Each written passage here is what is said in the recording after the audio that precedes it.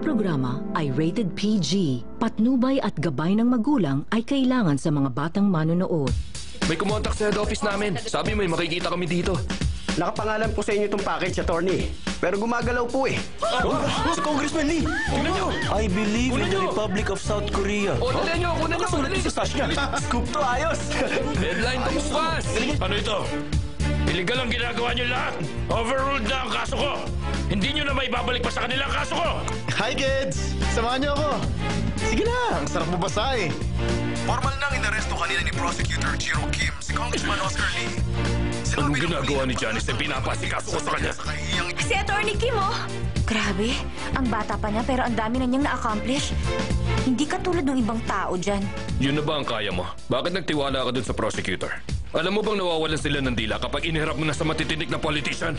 Gusto ko siyang pagkatiwalaan. Dapat pinatay mo na agad si Lee. Ito na ang paraan para kasuklaman siya ng lahat ng kilala niya. Maniwala kayo. Nakita ko na yata.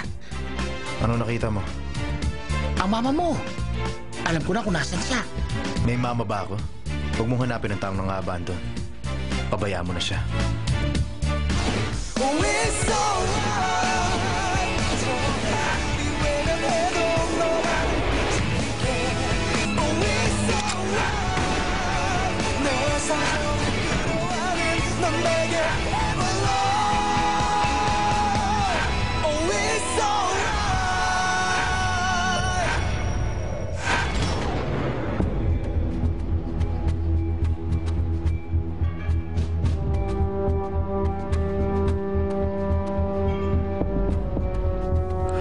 Kumusta ka na?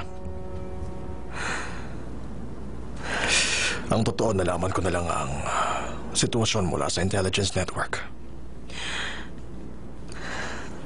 Pinilit kong makuha ang mga benepisyo ni Andrew para sa serbisyo niya. Ano bang sinasabi mo? Hindi ba nawawala si Andrew? May alam ka ba sa pagkawala niya? Tama ba? Nasaan si Andrew?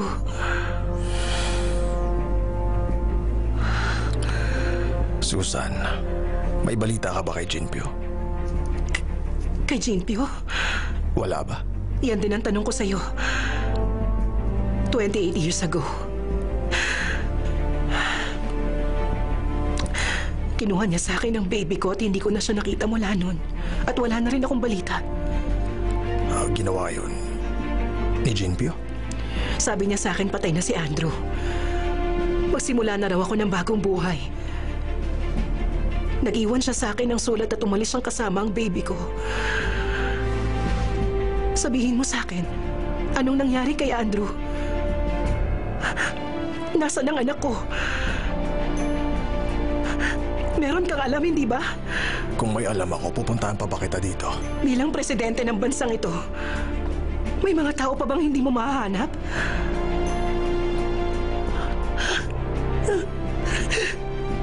Okay na ako.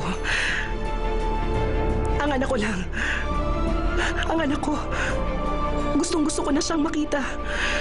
Pakihanap mo ang anak ko.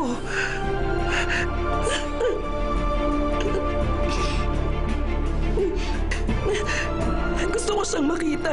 Kahit isang beses lang.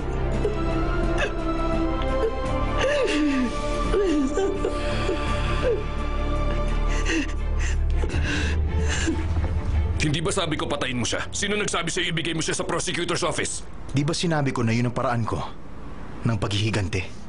Social termination? Tama kaya ang gagawin kaparusahan sa kanya? Kung nag-aalala nga talaga ang prosecutor sa mga tao, hindi nila hahayaang mamatay ang mga tao ko ng ganon. Wala silang mga konsensya. Walang pakialam sa tungkulin at hindi tapat. Patawarin niyo ako. Pero ang pumatay bilang paghihigante, ayoko ng ganon. Alam mo kung anak kita, hindi mo na hahayaang masilayan pa nila ang bukas. Kung kayo nga talaga ang tunay kong ama, ipapagawa niyo ba sa akin ng ganong paghihigante? Kung pwede ko lang patayin yung mga gumulo ng buhay ko, gagawin ko yun. Pero pag pinatay ko sila, patatahimikin ba ako ng pamilya nila? Hindi na matatapos sa paghihigante. Tuloy pa rin ang plano ko. Magmula ngayon ako nang bahala pagdating sa pagpatay. Ako nang gagawa. Di ba ito ang destiny ko? Kaya lang, ipapakita ko lang sa kanila na mahirap ang mabuhay kaysa mamatay.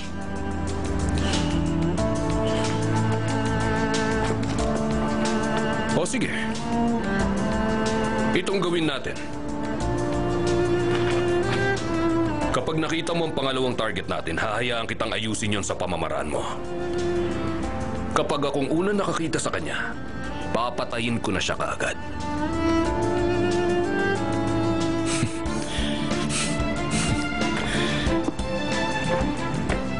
Dahil nandito ka na rin lang, makipagkita ka sa mama mo. Kahit iniwan ka niya noon.